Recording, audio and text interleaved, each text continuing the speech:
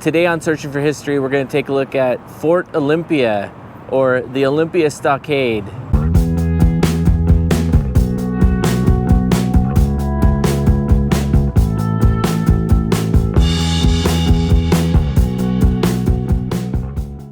Is there any part of this fort that's still existing? No. But we're going to look at the locations and see if we can kind of create a picture of what it may have looked like, or have an impression of what it would have looked like. In the 1855 to 56 Indian War, the people who lived in Olympia feared an attack by the local Native Americans. They built a palisade wall that ran the length of 4th Avenue from East Bay to West Bay that had bastions at either end. Where 4th Avenue crosses Capitol Way, there actually was a blockhouse there, and then a cannon was installed in the blockhouse to protect an attack from the landward side coming towards Olympia. Sam Percival, who constructed Percival Landing, also had a sawmill over at Percival Cove. He donated all the lumber to build the Olympia Stockade. So let's go take a look and see these locations and kind of try to imagine Olympia as a fort. I forgot to mention, in addition to the palisade wall, they built a blockhouse at the corner of Capitol Way and 8th, and a blockhouse at the corner of Capitol Way and Legion Way in what is now Sylvester Park. We're out here on the corner of Capitol and 8th, and right here behind me in the location of this building would have been a blockhouse that may have looked a little bit like this.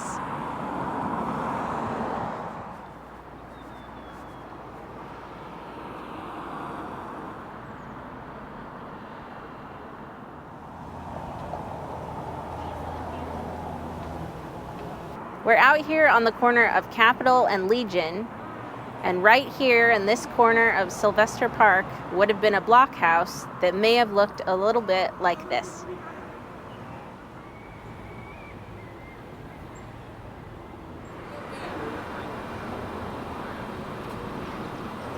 Olympia's harbor was protected by the revenue cutter Jolene, and Olympia itself was protected by water on 3 sides.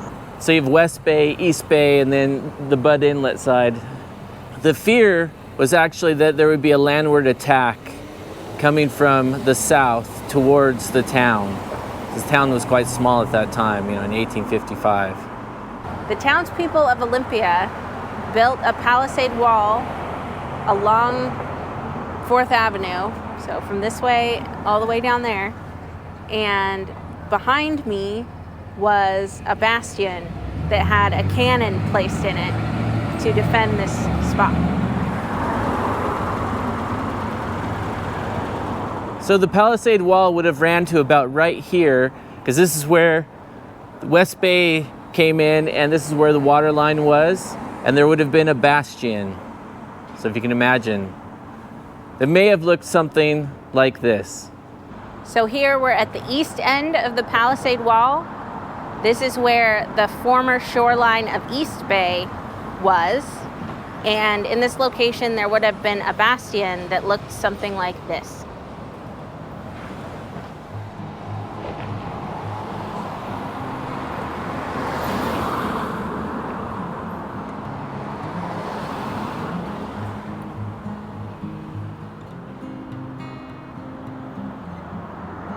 Well, I had no idea that the people who lived around Olympia during the 1855 Indian Wars were doing all of this fort building, so it's cool to learn about that.